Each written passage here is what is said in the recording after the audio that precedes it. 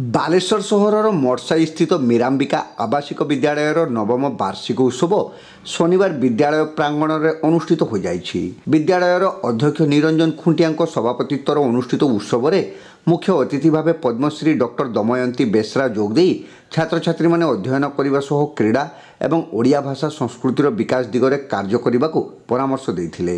मुख्य वक्ता भाव अवसरप्राप्त प्राध्यापक डॉक्टर प्रभात रंजन महापात्र, विशिष्ट वक्ता भाव फकीरमोहन विश्वविद्यालय भाषा और साहित्य विभाग मुख्य डॉक्टर देवाशीष पात्र, बरण्य अतिथि भाव डॉक्टर कुमार चंद्र मिश्र प्रमुख जोगदे वक्तव्य प्रदान करथिले। नीलगिरी महिला महाविद्यालय अध्यापक डॉक्टर प्रदीप्त कुमार मिश्र मंच परिचालना करथिबा बेले अध्यापक पूर्णेन्दु शेखर परिड़ा धन्यवाद अर्पण करथिले।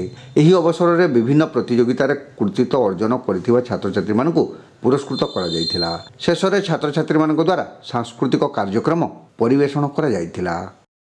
आज आमर मीरांबिका आवासिक विद्यालय नवम वार्षिक उत्सव।